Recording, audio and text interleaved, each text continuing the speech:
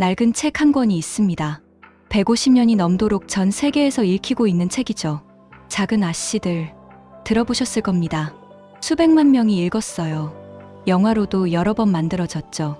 1933년, 1949년, 1994년, 그리고 가장 최근은 2019년이에요. 아카데미 시상식에서 6개 부문 후보에 올랐습니다. 근데 이 책을 쓴 사람은 평생 가난했어요. 병에도 시달렸죠. 돈이 없어서 빵 한 조각으로 끼니를 때운 날도 많았습니다. 이상하잖아요. 가난하고 아픈 사람이 어떻게 이런 책을 썼을까? 이야기는 1832년으로 거슬러 올라갑니다. 1832년 11월 29일, 미국 펜실베이니아주 저먼타운에서 한 여자아이가 태어났습니다. 이름은 루이자 메이 올컷. 네, 자매 중 둘째였어요. 언니 안나, 동생 엘리자베스와 메이가 있었죠. 아버지 브론슨 올컷은 교육자였습니다. 아이들을 때리지 않고 가르친다는 파격적인 방식을 주장했어요. 회초리 대신 대화로 이끌고 토론을 시켰죠. 지금은 당연한 이야기지만 1800년대에는 미친 소리로 들렸습니다. 학부모들이 등을 돌렸어요. 학교는 문을 닫았죠. 여러 번 학교를 열었는데 번번이 실패했습니다. 돈을 벌 수가 없었어요. 가족은 이사를 30번도 넘게 다녔는데 갈 때마다 더 가난해졌죠. 그래도 아버지 곁에는 대단한 친구들이 있었습니다. 랄프 왈도 에머슨, 헨리 데이비드 소로, 나다니엘 후손.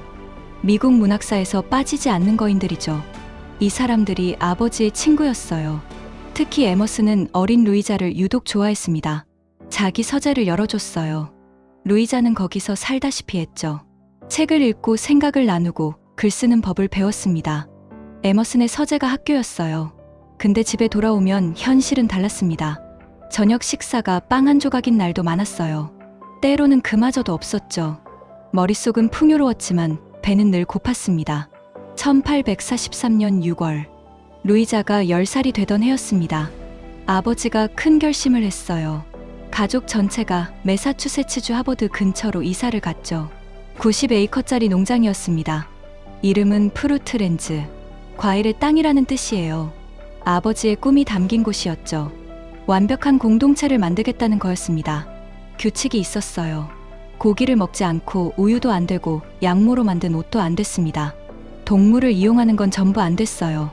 노예제에 반대하는 의미로 면허도 금지였죠. 10살 루이자는 기대에 부풀었습니다.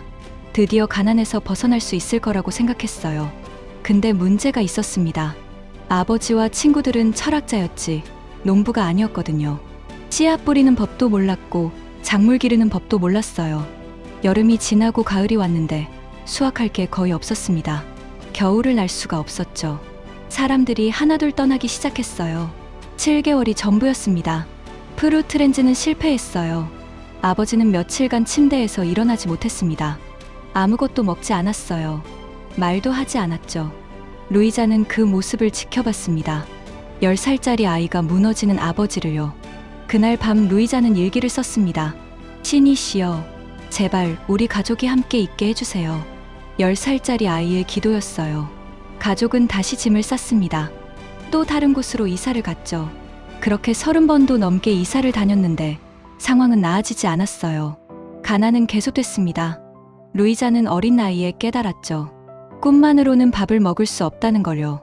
누군가는 현실을 책임져야 한다는 걸요. 루이자는 일찍 철이 들었습니다. 15살에 돈을 벌기 시작했어요. 가정교사를 했죠. 부잣집 아이들을 가르쳤는데 쉬운 일이 아니었습니다. 부잣집 사람들은 가정교사를 하인처럼 대했거든요. 재봉사 일도 했어요. 밤새 바느질하고 아침에 납품했죠. 가정부 일도 했습니다. 남의 집에서 청소하고 빨래하고 설거지했어요. 돈이 되는 일이라면 가리지 않았죠. 가족을 먹여 살려야 했으니까요. 낮에는 일하고 밤에는 글을 썼습니다. 촛불 하나 켜놓고 새벽까지 펜을 놓지 않았어요. 언젠가는 글로 돈을 벌겠다는 꿈이 있었거든요. 루이자가 남긴 말이 있어요. 나는 폭풍을 두려워하지 않는 법을 배우고 있다. 배를 어떻게 조종하는지 배우고 있으니까. 폭풍은 계속됐습니다. 가난도 계속됐고 힘든 일도 계속됐죠. 근데 그녀는 펜을 놓지 않았어요. 언젠가 폭풍이 지나갈 거라고 믿었습니다. 언젠가 글로 인정받을 거라고요. 그 믿음 하나로 버텼어요. 27살의 루이자는 가명으로 글을 팔기 시작했습니다. A. M. 바너드라는 이름으로 스릴러를 썼어요. 복수극, 범죄물, 치정극 같은 자극적인 이야기들이었죠. 본명으로는 쓸 수 없는 장르였습니다. 당시에 여자가 그런 글을 쓰면 비난받았거든요. 근데 돈이 됐어요. 잘 팔렸습니다. 가족을 먹여 살려야 했으니까요. 선택의 여지가 없었어요. 글이 팔리면 가족이 밥을 먹을 수 있었고, 글이 안 팔리면 굶었죠. 쓰고 싶은 글이 아니었지만 써야 했습니다. 생존이었으니까요. 1856년에 비극이 찾아왔습니다. 여동생 엘리자베스가 성홍열에 걸렸어요. 베스라고 불렀죠. 조용하고 착한 아이였습니다. 피아노 치는 걸 좋아했어요. 어머니가 돌보던 가난한 가족에게서 병이 옮아온 거였죠. 처음에는 회복하는 듯 했어요. 열도 내리고 기침도 멎었습니다. 근데 몸이 예전 같지 않았어요. 점점 약해졌죠. 2년을 버텼습니다. 그리고 1858년 3월 14일에 22살의 나이로 세상을 떠났어요. 루이자는 무너졌습니다. 가장 가까웠던 동생이었거든요. 루이자가 남긴 말이 있습니다. 슬픔은 시간이 해결해주지 않는다. 우리가 슬픔을 어떻게 다루느냐가 중요하다. 루이자는 글로 슬픔을 다뤘어요. 동생을 잃은 고통을 펜에 담았죠. 울면서 썼습니다. 밤새 썼어요. 글을 쓰는 게 유일한 위로였습니다. 나중에 작은 아씨들에서 베스가 죽는 장면을 쓸 때 루이자는 실제로 울면서 썼다고 해요. 그 장면은 실제 기억이었으니까요. 1861년에 남북전쟁이 터졌습니다. 미국 전체가 둘로 갈라졌어요. 60만 명 이상이 죽은 전쟁이었죠. 루이자는 그때 30살이었습니다. 그녀는 결심했어요. 간호사가 되겠다고요. 직접 전쟁터로 가겠다고요. 가족들은 말렸습니다. 위험하다고요. 여자가 갈 곳이 아니라고요. 근데 루이자는 고집을 꺾지 않았어요. 1862년 12월에 워싱턴 D.C. 에 있는 유니언 호텔 병원으로 갔습니다. 병원은 지옥이었습니다. 호텔을 급하게 병원으로 바꾼 곳이었어요. 부상병들이 넘쳐났죠. 복도에도 환자가 누워 있었습니다. 피 냄새가 진동했어요. 신음소리가 끊이지 않았죠. 의약품은 부족했고 의사도 부족했습니다. 루이자는 밤낮 없이 일했어요. 상처를 씻기고 붕대를 감고 편지를 대신 써주고 죽어가는 병사의 손을 잡아줬습니다. 어머니한테 전해주세요. 사랑한다고. 그런 말을 받아 적었어요. 6주가 전부였습니다. 루이자가 쓰러졌어요. 장티푸스였죠. 병원에서 옮은 거였습니다. 40도가 넘는 고열이 내리지 않았어요. 아버지가 급히 달려와서 루이자를 집으로 데려갔습니다. 치료제로 칼로멜을 썼는데 이게 문제였어요. 수은이 들어간 약이었거든요. 당시에는 몰랐지만 수은이 몸에 축적되면 독이 됩니다. 루이자는 회복했지만 수은 중독 후유증이 평생 따라다녔어요. 심한 두통이 수시로 왔고 온몸이 쑤시고 아팠습니다. 죽을 때까지 고통받았어요. 전쟁터에서 돌아온 루이자는 생각이 바뀌었습니다.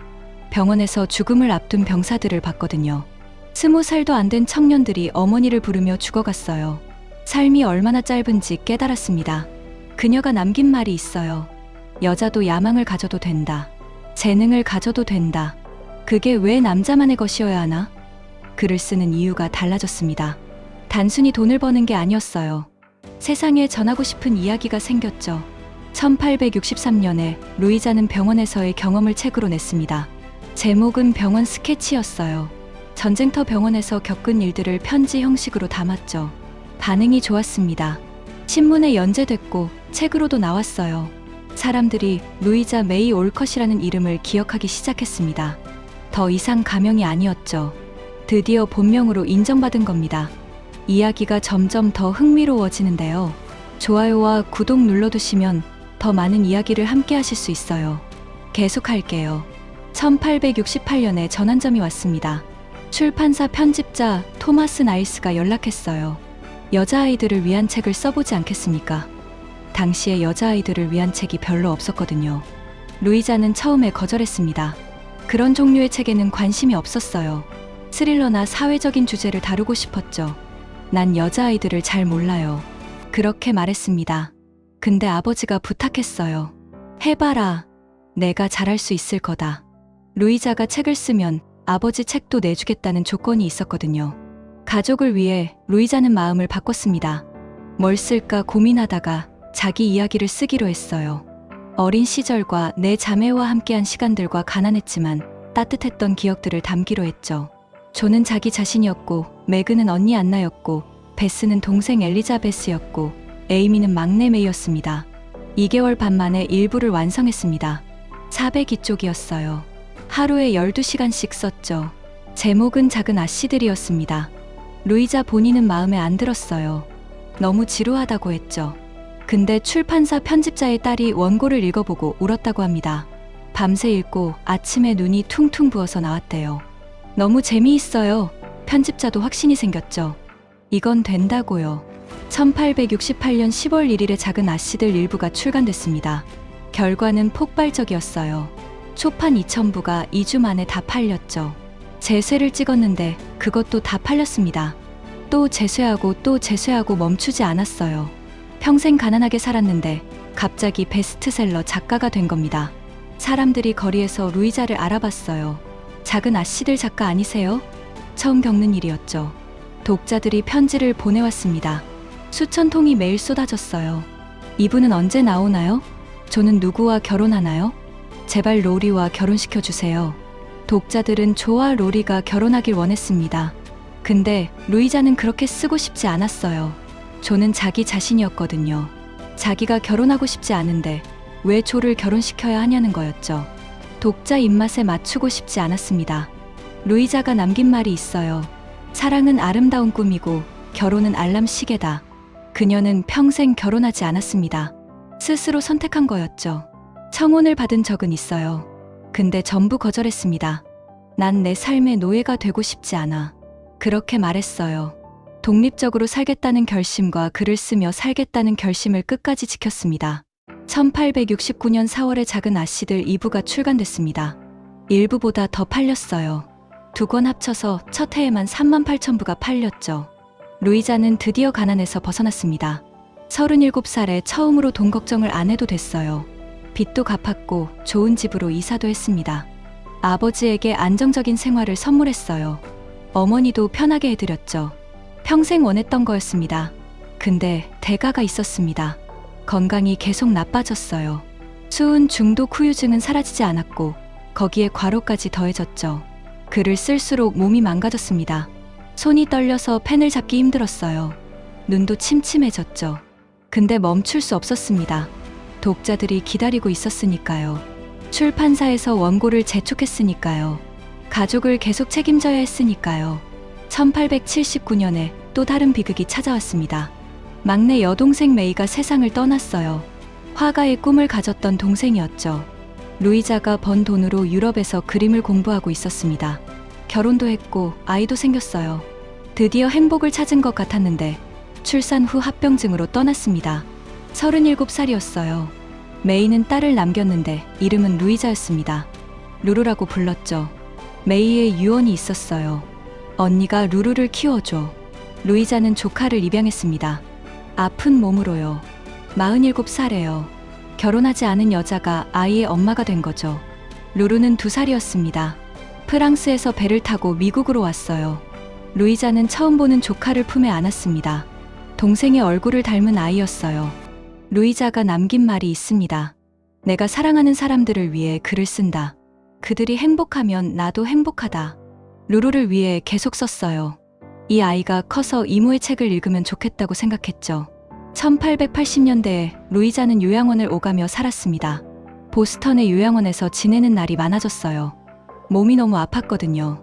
걷는 것도 힘들었고 글씨를 쓰는 것도 힘들었습니다. 근데 글은 멈추지 않았어요. 조스 보이즈와 작은 신사들 같은 후속작들을 계속 냈습니다. 침대에 누워서 썼어요. 펜을 잡기 힘들면 구슬로 불러주고 다른 사람이 받아 적었죠. 독자들이 기다리고 있었으니까요. 멈출 수 없었습니다. 1888년 3월 4일에 아버지 브론슨 올컷이 세상을 떠났습니다. 뇌졸중이었어요. 88살이었죠. 평생 꿈을 좇았던 사람이었습니다. 현실적이지 못했던 사람이기도 했어요. 학교는 번번이 실패했고 유토피아도 무너졌죠. 근데 루이자에게는 사랑하는 아버지였습니다. 루이자는 아버지 임종을 지켰어요. 침대 옆에 앉아서 아버지의 손을 잡았습니다. 마지막 숨을 거두는 순간까지 곁에 있었어요. 근데 장례식에는 가지 못했습니다. 너무 아팠거든요.